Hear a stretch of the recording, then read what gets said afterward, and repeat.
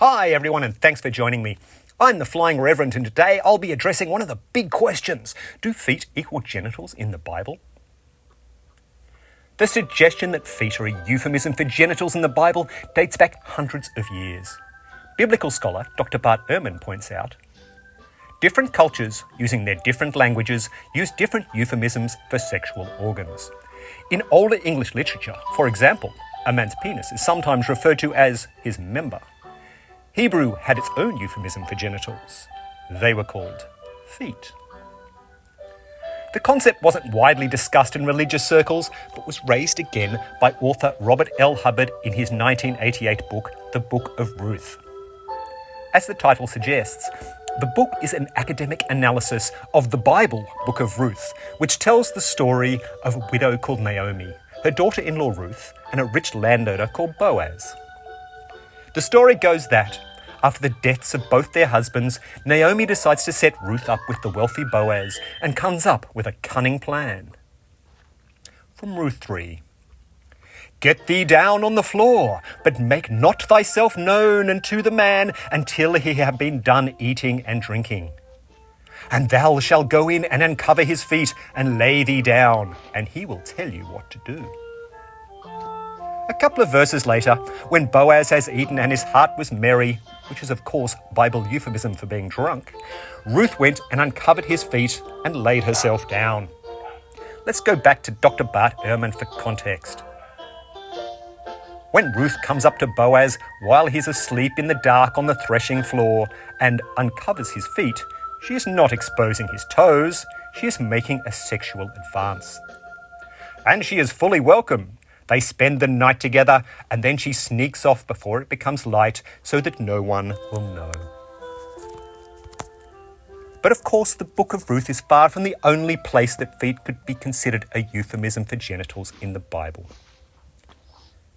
One frequently quoted passage is from the second book of Samuel, which tells the story of King David and his cuckolding of a man called Uriah. You see, Uriah was married to a beautiful woman called Bathsheba. And while Uriah was away at war, King David had his way with Bathsheba, making her pregnant. To explain what happens when Uriah returned from the war, I'll quote Professor Cameron Howard. David tells Uriah to go to his house and wash his feet. Feet is a common euphemism for genitals in the Hebrew Bible, and the instruction that Uriah should wash his feet at home implies that he should have sex with his wife.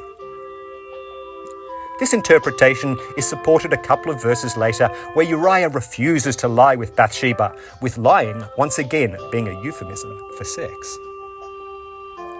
Probably the most convincing incidence of feet as genitals in the Bible comes from Ezekiel 16:25, which tells the tale of a harlot of some renown who poured out her fornications on everyone that passed by.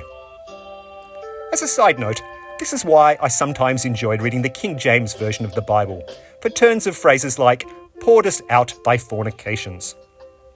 Anyway, the lady in question is spoken to directly by God, which doesn't happen too much these days, and God says, from Ezekiel 16:25, Thou hast opened thy feet to every one that has passed by, and multiplied thy whoredoms. Now I think it's pretty clear that we're not really talking about feet here, unless you're suggesting that the Bible was ahead of the curve on foot stuff, which doesn't really seem plausible. There's also the mention of seraphim covering their feet with their wings in Isaiah, and King Asa having an exceedingly great disease in his feet in Chronicles, which is thought by many to be an early reference to an STI. Taking all this into account, there is one Bible story where the feet euphemism really falls apart.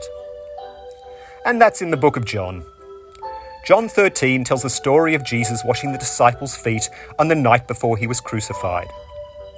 Most scholars agree that Jesus is making the point that he is equal to all of his disciples and they should not hold themselves above the common man, despite the fact that they know the Lord. What I was unable to find, however, was any serious biblical scholar, even our old friend Dr. Bart, who believed that Jesus was washing the genitals of his disciples. Sorry about that. So that's the answer to this week's big question. Sometimes feet are genitals, sometimes feet are just feet.